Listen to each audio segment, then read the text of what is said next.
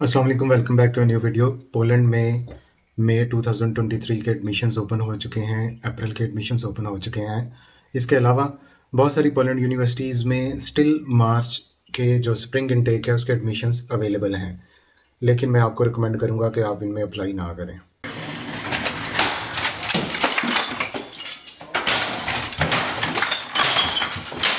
उसकी कुछ रीज़न्स हैं जो इस वीडियो में मैं डिस्कस करने जा रहा हूँ, और बड़े दुखी दिल के साथ डिस्कस कर रहा हूँ कि इतना आपको सिंसियर होने के बावजूद जब आपको कोई ऐसा रिस्पॉन्स बैक मिले तो फिर दुख तो होता ही है। और शायद इस वजह से मैं ये पोलैंड की जो एजुकेशनल कंसल्टेंसी जो मैंने शुरू की थी, इसको भी मैं या तो बिल्कुल बंद कर दूं या फिर इसको बहुत लिमिटेड कर दूंगा।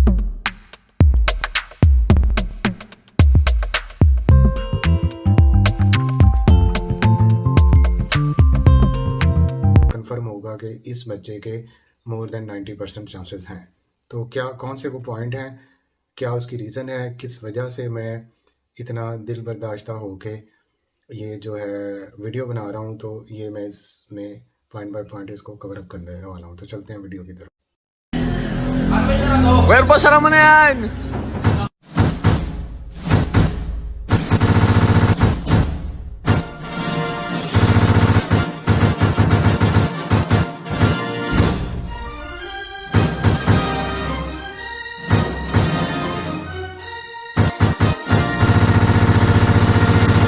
तो पॉइंट नंबर 1 है कि पोलैंड में अगर वीज़ा रेशो क्या है, पोलैंड की वीज़ा रेशो मई इनटेक के लिए, पोलैंड की वीज़ा रेशो मार्च इनटेक के लिए, क्या अभी मैं एलिजिबल हूँ इसके लिए, क्या सर मुझे वीज़ा मिल जाएगा?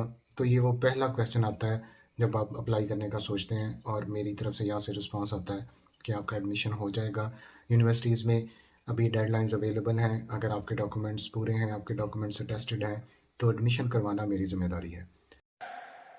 झूठ बोलो, बार बार झूठ बोलो,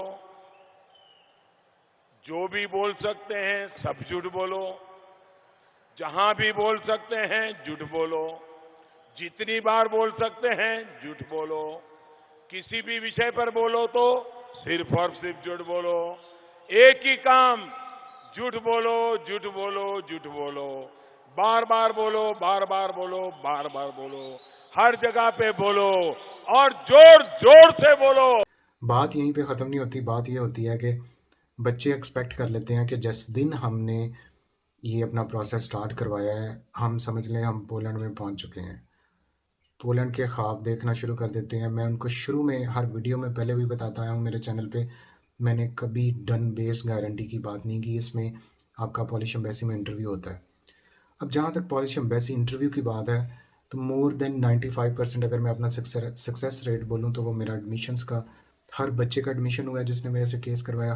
कोई होपफुली हो सकता है कोई एक आधा बच्चा जिसके डॉक्यूमेंट्स पूरे नहीं थे, डेडलाइन गुजर गई, या उसमें कोई प्रॉब्लम था, उसकी डिग्री नहीं थी, तो उनको एडमिशन जो है वो नहीं हुआ। बाकी हर बच्चे को एडमिशन मिला है, और बहुत सारे बच्चों को नॉर्मल वे से अपॉइंटमेंट मिल गई है। देखें, जहाँ तक वीज़ा देने का, अपॉइंटमेंट देने का रोल है, वो तो वो पॉलिश एम्बेसी का है। पॉलिश एम्बेसी पाकिस्तानियों को बिल्कुल पसंद नहीं करती, कोई भी पाकिस्तानियों को पसंद नहीं करता। आपको अपने घर वाले नहीं पसंद करते, आपको आपका भाई पसंद नहीं करता, इवन आपका बाप भी आपको पसंद नहीं करता।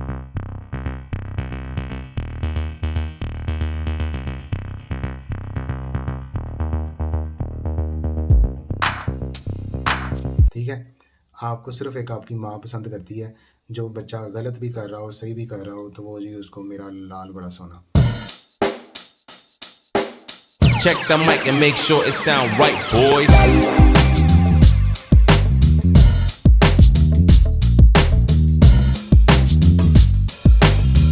जब इनके बच्चों का काम हो जाता है तो जो काम करने वाला है उसको दवाएं दे रही होती हैं, और अगर ये नहीं पता रीज़न के क्या रीज़न है, अगर काम ना हो तो यही माएँ उनके लिए जो है वो फिर बच्चे धमकियाँ देते हैं, जी हमारी बदुआ लगेगी, फ़लाँ लगेगी। तो जिसकी माँ किसी के लिए बदुआ करी है, वो सबसे पहले बेहतर है कि अपने बच्चे के लिए दुआ कर ले, वो शायद उसको लग जाए और उसका बच्चा वहाँ से किसी अच्छे माहौल में या निकल जाए। ये तो हमारी अखलाकी तरबियत है।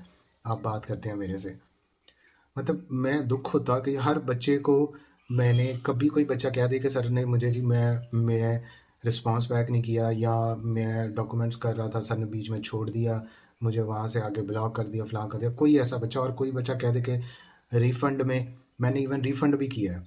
रिफ़ंड करके भी अगर आप बच्चे, आप लोग, आप बड़ा रिसेंटली बुरा एक्सपीरियंस हुआ, और उसके बाद मैंने तो सोचा कि मैं इसको बिल्कुल ही बंद कर दूँ, और जो एजेंट वाले जीन मेरे में होने चाहिए वो भी मैं ले आऊँगा, और आहिस्ता आहिस्ता डेवलप कर रहा हूँ कि बिल्कुल आपको सेंसलेस होना चाहिए जब आपने किसी का फ़ॉरेन एडमिशन करवाना है। आपको किसी चीज़ से कोई गर्ज नहीं, आपने उसका एडमिशन करवाना है, आपने उसका डॉक्यूमेंट्स एम्बेसी तक लेके जाना है। अगर नहीं होता तो आप इसके ज़िम्मेदार नहीं हैं, ठीक है। और मैं भी ऐसे ही अब करने वाला हूँ, इसलिए मैं कह रहा हूँ कि आप काइंडली अप्लाई ना करें अगर आपके पास डाउट है, ठीक है। पहली बात कि वीज़ा रेशो क्या है और अपॉइंटमेंट का क्या प्रॉब्लम है।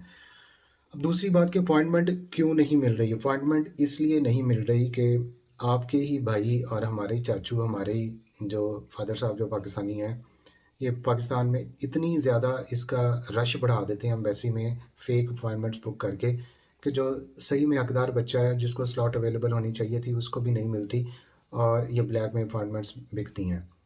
मुझे इस मार्केट का जब बाद में इसमें एंटर हुआ तब पता चला है कि ये काम भी पाकिस्तान में हो रहा है, ठीक है। और ये एक बड़ा डिस्गस्टिंग और एक बड़ा बच्चे के लिए बहुत, जिसको कहते हैं उसकी उम्मीद ही टूट जाती है कि मैंने इतना प्रोसेस करके एडमिशन करवाया, और इसके बाद जब मैं एम्बेसी में इंटरव्यू देने की बारी तो मुझे अपनी अवेलेबल स्लॉट्स नहीं मिल रही। तो अब इसमें मैं वहाँ पे आपके लिए क्या कर सकता हूँ। मैंने तो जितने बच्चों की अपॉइंटमेंट करवाई है, जिनके एडमिशन्स करवाए हैं, उनसे अपॉइंटमेंट का 1 रुपया नहीं लिया, ठीक है। उनको नॉर्मल वे से, जो वे था जिसमें एम्बेसी मानी है, उसको अपॉइंटमेंट्स मैंने लेके दी हैं। कुछ बच्चों को, अब हर बच्चे की ख्वाहिश है, तीसरा क्वेश्चन आ जाता है कि सर हमारी यूनिवर्सिटी की रैंकिंग क्या है या क्या हिसाब किताब है। देखें, रैंकिंग को कंसिडर करना है तो फिर अपनी एजुकेशनल ग्रेड्स अच्छे करो, अपना आइल्स करो, अपने स्कॉलरशिप्स ढूंढो, टॉप की यूनिवर्सिटीज़ दुनिया में, उनमें अप्लाई करो, कहीं ना कहीं आपको स्कॉलरशिप मिल जाता है। यार आपके मार्क्स इतने कम हैं, कोई इंग्लिश प्रोफिशिएंसी सर्टिफिकेट नहीं है, बैंक स्टेटमेंट आपकी फ़ेक है, आपकी डिग्री से टेस्टेड नहीं है, आपको पिक्चर बनवाने का पता नहीं है, और आप फिर बात करते हैं कि हमें यूनिवर्सिटी की रैंकिंग, हमें पब्लिक यूनिवर्सिटी हो, पब्लिक यूनिवर्सिटी में सबके एडमिशन हुए हैं और वैसे ही आपको अपॉइंटमेंट नहीं दे रही। तो ये एक इशू है। आइंदा मैं उसी बच्चे का केस प्रोसीड करूँगा और ऐसी यूनिवर्सिटी में करूँगा जिसमें कम से कम यूनिवर्सिटी एक्सटेंशन दे दे, ताकि बच्चे को एम्बेसी तक काउंसलर के सामने अपनी शक्ल दिखाने का मौका मिल जाए, और उसको पता चल जाए कि मैं अगर पूरी प्रेपरेशन करके जाता हूँ, अब मेरे में कोई कमी नहीं है, तो फिर वीज़ा रेशो के क्या चांसेस हैं। जो आप नेट पे, जो आप फेसबुक पे ये बातें सुनते हैं वीज़ा रेशो की, ये सारे वो काली भेड़ें हैं, ये वो सारे ज़िंदा लाशें हैं जिन्होंने अप्लाई भी नहीं किया होता, इधर की सुनी, उधर से सुना दी, उसकी बात सुनी। और इवन बहुत सारे वर्क परमिट की मैं बात करूँ तो उसमें 95% जो है जिनके डॉक्यूमेंट्स कंप्लीट नहीं है, कंपनी का नहीं पता, तो फिर जो है उनके वीज़ा रिजेक्ट ही होने हैं। आपने जब अपना प्रोसेस स्टार्ट करना है तो आप पूरी उसकी इन्फॉर्मेशन लें, पूरा उस पर खुद भी सोचें, फिर अपने एजेंट से कंसल्ट करें कि सर ये सिचुएशन है, और वो आपको रियलिटी बताए कि ये पॉसिबिलिटी हो सकती है। आपको ये ना बताए कि यहाँ पे डन बेस होगा आपका। लोग मेरे से कांटेक्ट करते हैं, सर हमें 15 लाख में वीज़ा मिल रहा है, फ़लाँ बंदा इतना ले रहा है। मैं यहाँ पे अब आपको नाम नहीं बताऊँगा या शेयर नहीं करूँगा। ऐसे ऐसे भी लोग हैं जो सिर्फ पोलैंड में एडमिशन का पाकिस्तानी बच्चों से तकरीबन 300 और 150 और 200 इस तरह यूरो पैसे ले लेते हैं एडमिशन तक के, ठीक है। और ये 400-500 यूरो बन जाता है इजीली। तो और फिर उसके बाद वही बच्चे जो वहाँ से एडमिशन करवा के मेरे पीछे फिर रहे होते हैं कि सर अब हमें अपॉइंटमेंट ले दें। तो आप मेरे केस को उनके केस को प्लीज़ कंपैरिजन कर लें, फिर आप इसके बारे में बात कर सकते हैं। तो उसके बाद बात आ जाती है कि अब सारा कुछ हो गया, अपॉइंटमेंट भी हो गई, डॉक्यूमेंट्स भी पूरे हैं, फिर कैंडिडेट की अपनी जो एबिलिटी है कि वो कैसे आंसर करता है, वहाँ पे जाता है। अब वहाँ पे पहला ही क्वेश्चन होता है कि वाई पोलैंड। अब पोलैंड को ही बच्चा जस्टिफाई ना कर सके और उसके माइंड में है कि मैं तो ऑस्ट्रेलिया से रिफ्यूज़ल थी, मेरी स्पेन में रिफ्यूज़ल थी, मुझे इटली की अपॉइंटमेंट नहीं मिल रही थी, यूएसए के लिए टॉफल नहीं है, इंग्लैंड के लिए आइल्स नहीं है, फिर मैंने पोलैंड सेलेक्ट किया। तो उनकी तरफ से भी आपको जो है वो इस तरह हाथ जुड़े होते हैं कि भाई हमें भी आपकी ज़रूरत नहीं है, और किसी को भी बिलीव में करें पाकिस्तानी की किसी की ज़रूरत नहीं है, आपको इनकी ज़रूरत है। आपने इधर आके अपना जो है वो फ्यूचर सेट करना है। इन लोगों का तो ऑलरेडी सेट है, ठीक है। They don't want immigrants. आपके घर में आपके रिसोर्सेज पे कोई काबू करने आए तो definitely as a human being हर एक को बुरा लगता है। जहाँ पे एक बंदा रोटी खा रहा था तो 4 रोटियां आपके ਤੁਹਾਡੇ ਘਰ 4 दिन ज़्यादा ਪ੍ਰਾਹੁਣੇ ਆ ਜਾਂਦੇ, ਤੁਹਾਨੂੰ ਵਕਤ ਪੈ ਜਾਂਦਾ, ਤੁਸੀਂ ਬਹਾਨੇ ਨਾਲ ਉਹਨੂੰ ਕੱਢਣ ਨੂੰ ਫਿਰਦੇ ਹੋ। यार यहाँ पे तो आपने पूरे, आपका रंग ही नहीं इनके साथ मैच होता, आपका कोई ज़ुबान का फ़र्क है, आपके मज़हब का फ़र्क है, तो आप कैसे इस कम्युनिटी में मैच कर सकते हैं? तो ये चीज़ें ज़हन में रखें।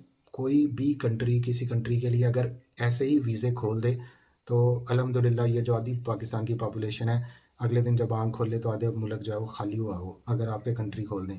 वो कहते हैं ना कि अमेरिका को सबसे ज़्यादा गालियाँ निकालते हैं ये, और जिस दिन अमेरिका कहे कि आज के लिए रात 12 बजे तक मेरी रेजिडेंसी ओपन है, तो मैं देखता हूँ कि कौन सा पाकिस्तानी जो गाला निकालने वाला है वो वहाँ पे अप्लाई नहीं करता। तो हक हलाल की खाएं, जो अवेलेबल है, जो जो ऑप्शन है देखें। ट्राई नहीं करेंगे, कोशिश नहीं करेंगे तो फिर आगे चांस भी नहीं हो सकता। मैं हमेशा कहता हूँ कि घर आके वीज़ा देने से कोई भी एम्बेसी, चाहे वो इटली की है, पोलैंड की है, इंग्लैंड की है, तो ऐसे वीज़े नहीं मिलते। आपको लाइफ में रिस्क लेने पड़ते हैं, आगे बढ़ना पड़ता है। और अगर आपको ये मेरी बातें फिर भी सही लगती हैं और मैं फ्रॉडिया लगता हूँ, तो ये आपके सामने कमेंट बॉक्स है, आपको खुली इजाज़त है, आप जिस तरह मर्ज़ी इसमें बोलें, लिखें, मैं आपको रिप्लाई बैक करूँगा। आपके बुरे कमेंट्स का भी रिप्लाई बैक करूँगा, अच्छे का भी करूँगा। और अगर आपको ये मेरा चैनल पसंद है तो ਤੁਹਾਡੀ बड़ी मेहरबानी इनू लाइक ਤੇ सब्सक्राइब कर लो। पहली दफ़ा मैं हंसिया वीडियो च, वैसे नहीं तो हर वीडियो मेरी हासे वाली होंगी है, लेकिन आज दिल टूट गया है और इसके लिए ये दुखी गाना मैं लगा रहा हूँ अब। ठीक है, तो मिलते हैं नेक्स्ट वीडियो में, सी यू। कुछ गा के सुनाइए। कुछ जैसे कि हिमेश जी के साथ थोड़ा गाया होगा। हाँ, हिमेश जी के साथ जो गाया वो गा, ये लीजिए पकड़िए।